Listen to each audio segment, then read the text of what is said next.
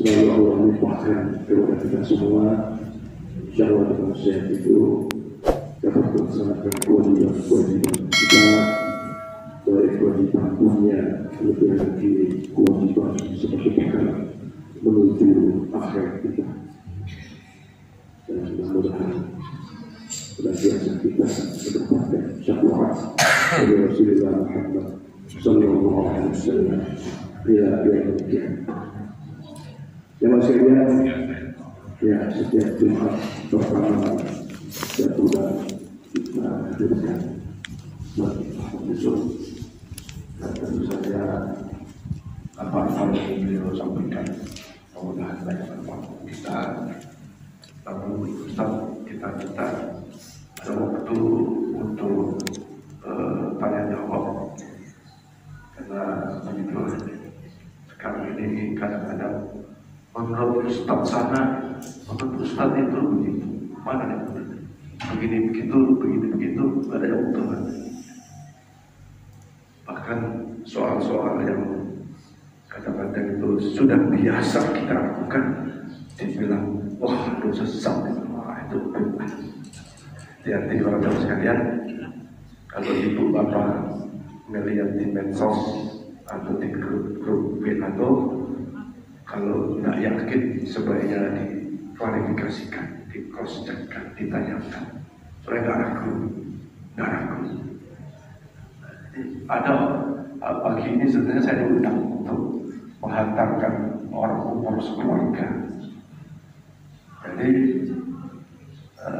kalau dari Indonesia mau langsung ke Jeddah, ya dari Indonesia Jeddah, kemudian umroh, itu kalau pakai ihramnya tidak di pesawat, di udara, yang mungkin situ termasuk mikot Yulam-Lam,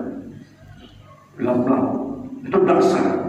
Kalau ihramnya ya begitu, ada empat juga terus ditanyakan seperti menggunakan ilmu kita sekaligus amalan yang kita fokuskan itu kepada Ustaz Pak itu.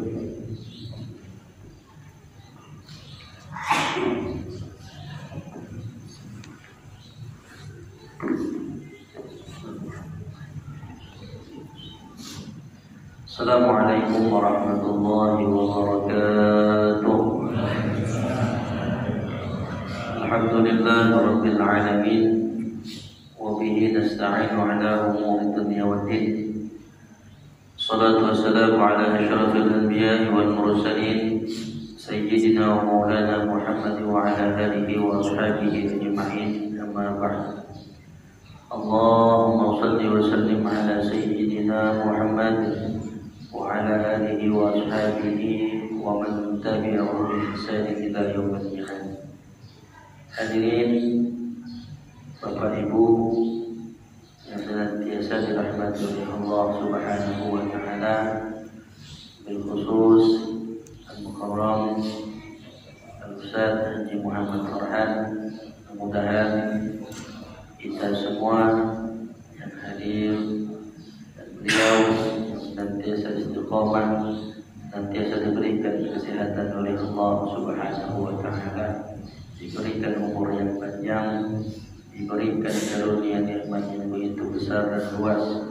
Mudah-mudahan kita dapat istiqomah menjalankan segala perintah-perintah yang telah Allah tetapkan untuk kita, dan kita juga istiqomah jangan sampai kita melanggar daripada apa yang telah Allah larang untuk kita kerjakan.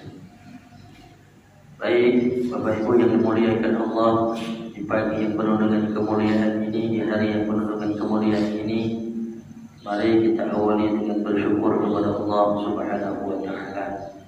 Mudah-mudahan kita selaku hamba-hambanya tidak bosan-bosan untuk terus-menerus bersyukur kepada Allah atas apa yang telah Allah berikan kepada kita. Salawat dan salam mudah-mudahan senantiasa selalu tersampaikan kepada junjungan alam Nabi besar kita Muhammad sallallahu alaihi wasallam beserta para keluarganya, para sahabatnya, para pengikutnya yang setia hingga akhir zaman, Amin amin ya rabbal alamin. Bapak Ibu yang dimuliakan Allah, alhamdulillah ternyata kita sudah memasuki hampir setengah daripada bulan Rajab. Dan terkadang ada orang yang barangkali mereka terkaget-kaget, terheran-heran, tak terasa Rajab sudah mau habis. Baru saja perasaan kemarin mendengar datangnya masuknya bulan Rajab. Dan mudah-mudahan kita bukan orang-orang yang semacam itu yang hanya menghitung waktu saja, tetapi kita habiskan waktu kita manfaatkan waktu kita dengan sebaik-baiknya untuk terus-menerus menggapai keridhaan Allah dan keberkahan daripada Allah Subhanahu wa taala. Artinya bulan Rajab sudah ada di hadapan kita. Kita persiapkan diri kita menyongsong datangnya bulan yang penuh dengan kemuliaan. Jangan lagi nanti kita sudah bulan puasa baru kita mempersiapkan ilmu-ilmu tentang puasa. Maka sebelum datang bulan yang penuh dengan kemuliaan itu kita persiapkan dari sekarang. Maka dalam kitab Ihanatul Talibin, bulan Rajab ini dikatakan juga sebagai bulan yang makruh. Allah Subhanahu wa taala dalam Al-Qur'an juga mengatakan, A'udzu billahi minasyaitonir rajim. Inna 'iddatash shuhuri 'indallahi 12 syahran fi kitabillah. Yauma khalaqas samawati wal ardh minha arba'atun hurum. Dari 12 bulan yang telah Allah jadikan, ada 4 bulan yang Allah katakan dalam Al-Qur'an disebut bulan haram, bulan mulia. Maka Imam Al-Ghazali juga dalam kitab Ihya-nya mengatakan bahwasanya Rajab adalah bulan yang banyak mengandung fadilah dan hikmah.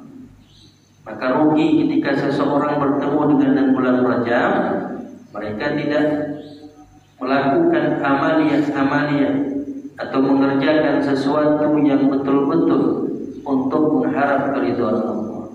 Karena di bulan Rajab kebaikan yang kita lakukan, segala upaya yang kita lakukan kepada Allah, maka nilainya dilipat gandakan. Nah, begitu juga kata ulama, kalau mereka melakukan perbuatan dosa, maka dosanya itu ketika dilakukan di bulan Rajab, Allah lipat gandakan juga. Maka ulama juga sangat luar biasa.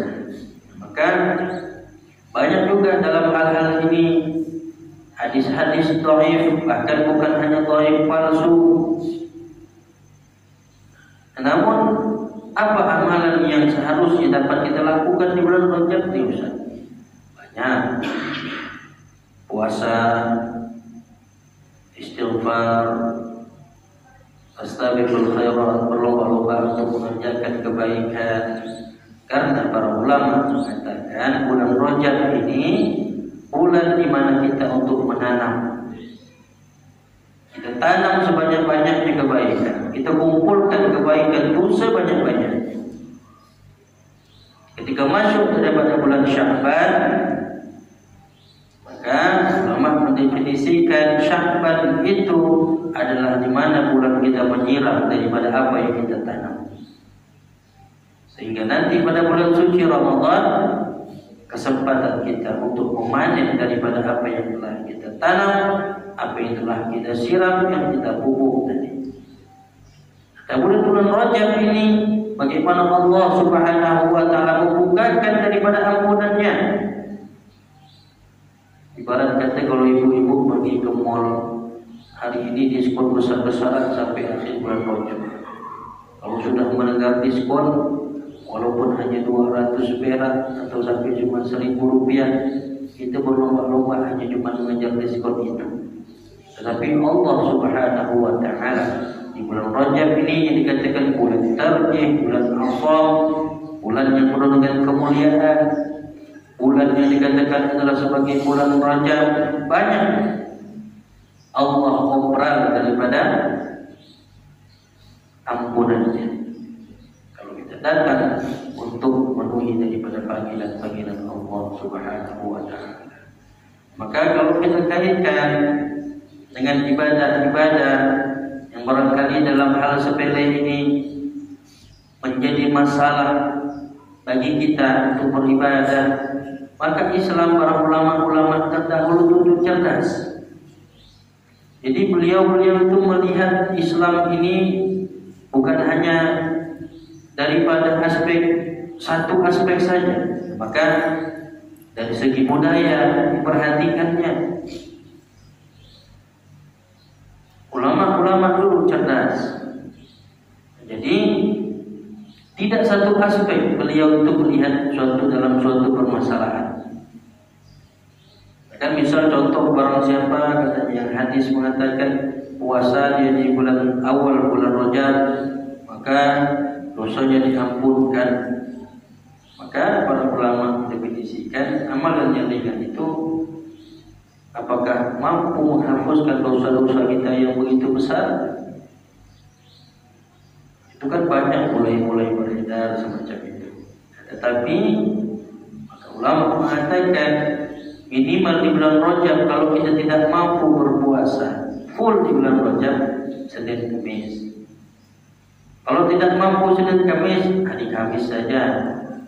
Berarti kalau Senin Kamis dalam sebulan berarti ada 8 hari kita berpuasa. Tidak mampu berarti pilih hari Kamisnya. Kalau hari Kamis saja ada 4 hari. Tidak mampu satu pilih Kamis, hari Senin saja. Kalau tidak mampu dua-duanya minimal salah satu di antaranya. Kalaupun tidak minimal sekali kita berpuasa di bulan Rajab ini.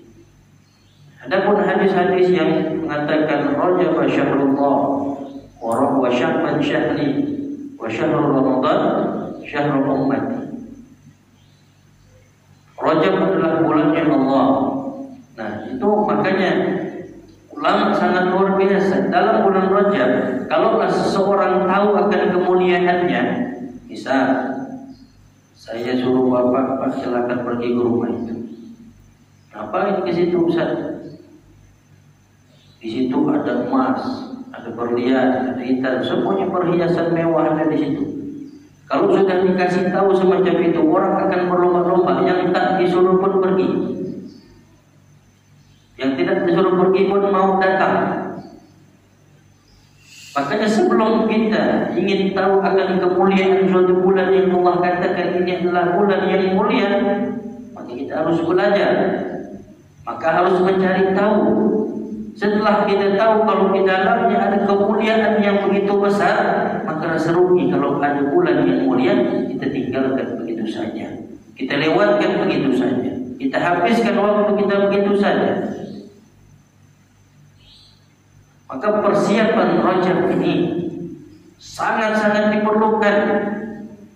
Amalia bulan Rajab ini sangat diperlukan untuk kita mengarungi di bulan yang akan datang.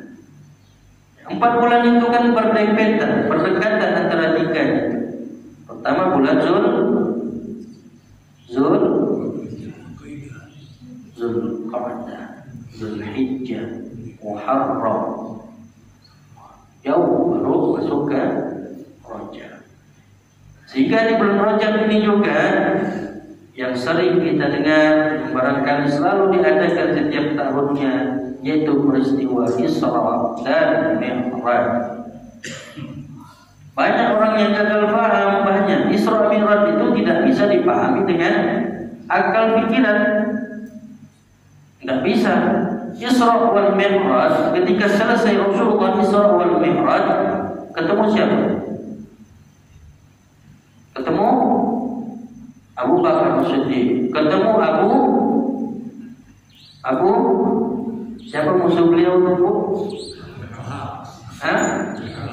Nah, ketika Rasulullah menceritakan itu, dia pun senang. Bolehkah aku sampaikan kepada umatku, wahai Muhammad? Silakan. Ketika disampaikan itu, beliau bukan ingin menyampaikan bahwasanya membenarkan peristiwa Isra dan Mi'raj tersebut, tetapi ingin mencari kesalahan.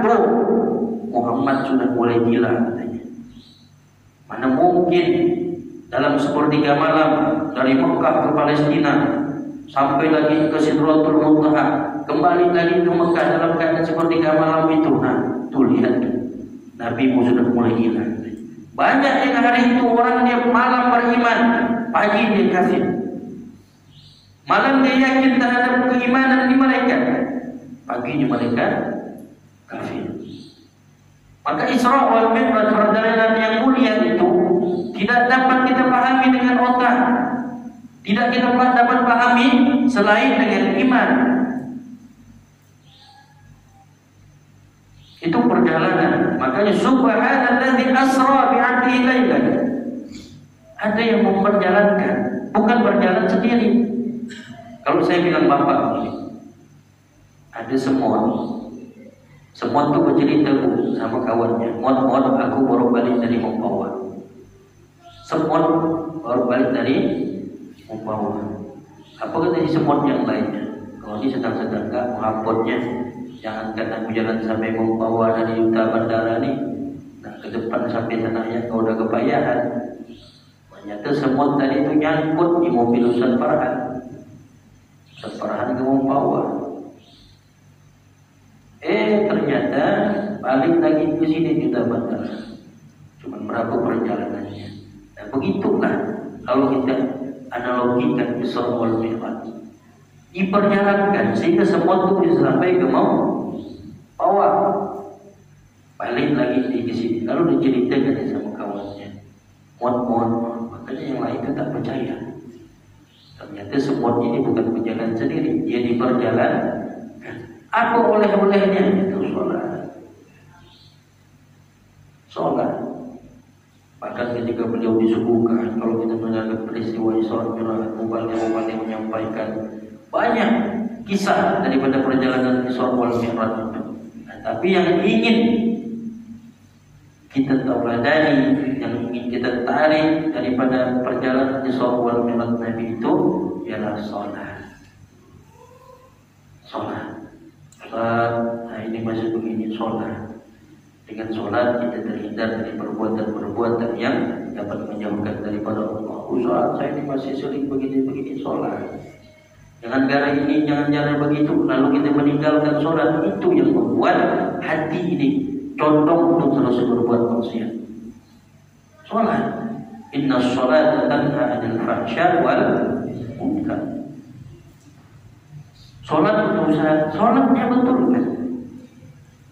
Hadirkan dalam setiap sholat kita itu bagaimana sholat yang betul-betul dalam keadaan khusyuk. Maka ulama mengatakan sholat ini adalah tempat fasilitas bertemunya hamba kepada Rabbnya. Maka ketika benar sholatnya, maka semuanya kan berjalan dengan baik dan benar. Tentu sebelum sholat kita harus berwudu. Wudunya juga harus dengan baik dan benar sesuai dengan tuntunan.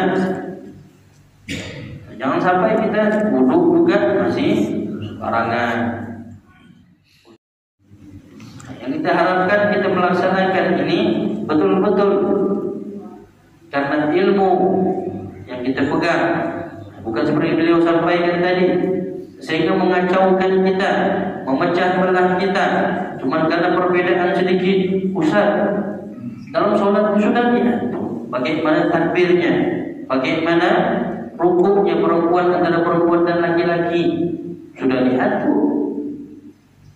Bukan aja dari kitab fikih yang paling rendah, Abatilul Fikih, Sulamun Taufiq, sampailah ke Fathul Qarib, sampailah ke Fathul Mu'in dan lain-lainnya. Semua sudah diatur, sepakat para ulama di situ. Tentang sholatnya bagaimana ketika sujudnya perempuan dan sujudnya laki-laki, ya berbeda. Nah, itu yang saya maksud tadi. Bagaimana kalau kita sudah memahami sholat dengan ilmunya, kan kita dikatakan Rasulullah, "Shallu kama ra'aitumuni usolli." Sholatlah kamu seperti aku sholat. Pernah kita melihat Rasulullah sholat? Ya tidak pernah. Lantas siapa yang kita ikuti? Para ulama-ulama kita, guru-guru kita. Usah, kadang masalah takbir saja itu repotnya minta ampun. Ada begini, oh itu gak sah Ustaz. Jangan sedikit-sedikit kita menyalahkan orang. Jangan sedikit-sedikit cuma gara-gara semacam itu lantas kita lalu tak mau lagi sholat di tempat itu. Jauh putus silaturahim, itu yang salah. Jangan. Nah, tetapi maka kata beliau tadi, jangan sampai kita ni umat ini dibuat bingung mau ikut siapa. Umat juga jangan sedikit-sedikit yang tak tahu nak ikut. Misalnya di sini Ustaz Farhan, dia sudah mencontohkan begini, ikutlah beliau, ya kan? Barangkali nanti ada perselisihan dengan ketika asatidzah yang lainnya, nanti kita pertanyakan, pasti ada hujahnya masing-masing, pasti ada dalilnya. Ruku, sujud, apalagi tahiyat, semua sudah diatur. Jadi tidak boleh mengada-ngada, tidak boleh mandai-mandai kalau kata orang Buddha. Akan hakikatnya begitu. Kita bukan hanya tahu sholatnya, tapi bagaimana kita mau benar juga dalam melaksanakannya, sehingga betul-betul sholat itu menjauhkan kita daripada perbuatan-perbuatan yang keji dan perbuatan-perbuatan munkar.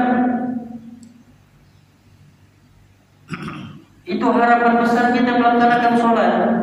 Maka ulama juga mengatakan sholat ini waktunya istirahat seorang hamba dari penatnya urusan-urusan, dari pikiran-pikiran yang banyak. Ketika sholat lupakan itu, datang kita sujud kepada Allah, memohon kepada Allah. Kenapa kita harus malu meminta kepada Allah? Nabi Ibrahim saja meminta, memohon, apa saja urusannya, apa saja kebutuhannya, minta kepada Allah. Allah tahu yang kita butuhkan, bukan yang kita inginkan.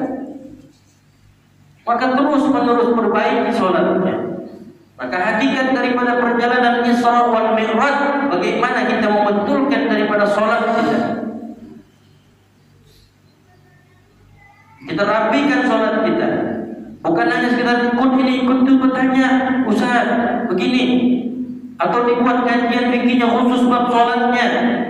Sampai betul-betul kita paham, sampai betul-betul kita tahu bahwasanya sholat yang dianjurkan, yang diajarkan oleh ulama-ulama kita ya seperti ini. Sehingga tidak lagi membingungkan kita, ada keraguan lagi kita. Jangan khawatir, terkadang antara begitu rusak hati kita, ada dendam, ada takjub dengan ini dengan itu, cuma dengan lain-lain. Hati-hati, nah itu yang kita tidak inginkan. Maka kita harus memiliki pegangan yang kokoh. Kita memiliki harus tahu dengan ilmunya, sehingga tidak lagi antum bingung, antum ada di Pak Ustaz. Lalu kalau begini sahkan sholat kami di Pak Ustaz. Tidak ada ustaz yang bisa menjamin sah atau diterima di sholat. Yang mampu, yang tahu itu antara hamba dan Rabbnya. Maka kunci untuk kita melaksanakan sholat yang khusyuk, kunci daripada dulu ada pelatihan sholat khusyuk. Ada Ustaz Abu Sangkan, ada Ustaz Arif Hasbillah. Sekarang sudah ya, kan kuncinya bagaimana ketika kita melakukan sesuatu. Harapan seorang hamba itu adalah ihsan. Allah melihat segala apa yang mereka kerjakan. Kalau kita meyakini bahwasanya Allah melihat kita, Allah mengetahui apapun bentuk yang kita kerjakan, maka kita yakin kita beribadah bukan untuk manusia. Kita beribadah bukan karena untuk siapa-siapa, melainkan ibadah kita untuk Allah. Jadi ibadah bukan hanya nanti untuk dipertontonkan satu begini, si A begini, si B begini, si C begini. Maka terkadang ada hal yang tak penting, ada hal yang tak mestinya barangkali itu kita tanya kepada kita tanya, karena barangkali maksud dan tujuannya hanya untuk tadi mencari kesalahan-kesalahan itu. Nah, makanya kita ambil rujukan mau mana nih, kita fikir apa yang mau dipakai. Antum belajar kita fikir apa? Pakai fikir apa nih? Ayo kita lihatkan seperti apa rujukan kita dalam sholat kita. Nah itu yang betul. Kita mau ikut siapa sekarang? mau ikut Google, mau ikut Instagram itu bahaya. Buka kitabnya. Ulama kita itu tidak kekurangan daripada referensi banyak, banyak.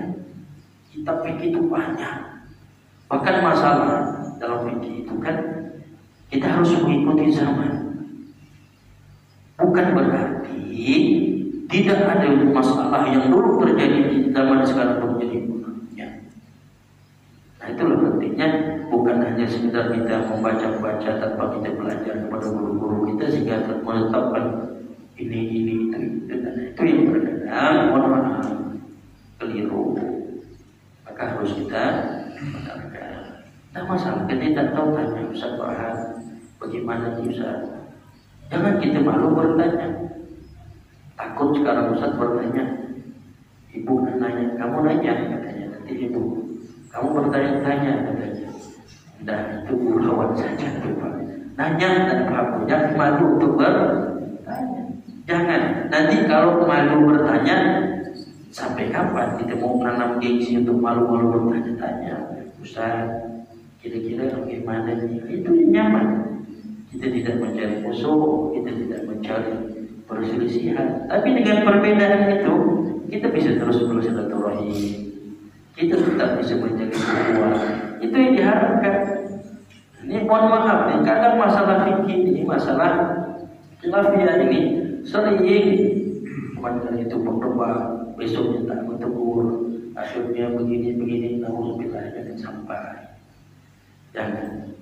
Kita tujuan kita sama, pegangan kitab kita sama Al-Quran, hadis.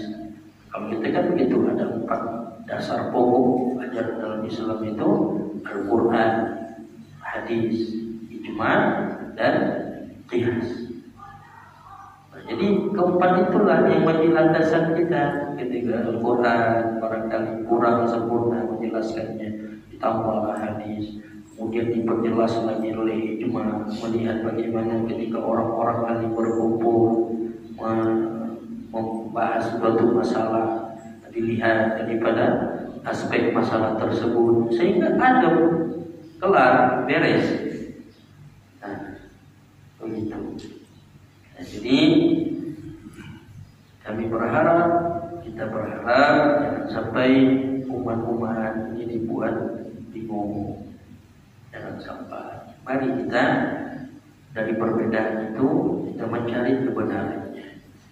Kita tidak mungkin benar. Kita tahu dari mana? Kita belajar dari guru-guru. Guru-guru udah definisi gimana dari kita. Kita di pondok itu mohon maaf. Dari awal dikenalkan dalam kitab Mafatihul Fiqhiyah. Itu ada juz 1, juz 2, juz 3, juz 4. Maka kalau ada bapak di pondok, ada ibu di pondok itu, mereka dikenalkan dulu di situ Pak. Mal Islam, apa itu Islam? Islam adalah ini, itu, begitu. Apa itu pengertian daripada syahadat? Semuanya sudah tertera di situ Pak. Maka beruntung. Mudah-mudahan anak-anak yang mondok, anak-anak yang tidak mondok juga bisa tahu tentang hal itu. Sehingga mereka beribadah, ada orang yang mereka ikuti, ada yang mereka jadikan sebagai imam. Ketika mereka salah, mereka kembali bertanya, apa-apa. Nanti di kelas 2 mereka belajar surah At-Taufiq. Mereka belajar kelas 3-nya Fathul Qorib. Apa yang selesai itu? Fathul Qorib itu kalau hanya teman-teman ngertikan ya setahun selesai. Tapi kalau betul-betul mau paham, ya 3 tahun pun belum selesai. Lanjut lagi Abdul Mu'in dan lain-lainnya Bu. Jadi betul-betul mereka perlu kita ajarkan bagaimana sholat bukan hanya sekedar menunaikan ini atau hanya sekedar ikut-ikutan saja. Kita punya dasarnya, kita punya dalilnya, kita punya referensinya. Silahkan membaca sendiri atau mau dibacakan, silahkan. Maka kita kalau masalah ini, Ustaz Farhan, kami, kita tidak mau hanya sebatas menyampaikan itu tanpa dalil-dalil nasnya yang betul-betul kita ikuti, kita pahami. Tidak mau khawatir kita tadi membingungkan daripada bukan tak boleh nonton ceramah di YouTube, gimana, silakan. Tapi ada ustaz-ustaz terdekat kita bertanya, Ustaz, saya lihat tadi video begini Ustaz, begini Ustaz. Mohon Ustaz, ada dalil yang barangkali bisa menjadi rujukan kami Ustaz dari sini Ustaz. Silakan. Oh, dia begini berarti dia mengikuti yang ini. Kita memiliki 4 mazhabul arba'ah, 4 mazhab. Bahkan 4 tidak pernah kita dengar berkelahi itu. Berselisih, padahal berbeda. Beliau ini kan berguru dan berguru sampai yang paling muda. Siapa imam siapa yang paling muda? Imam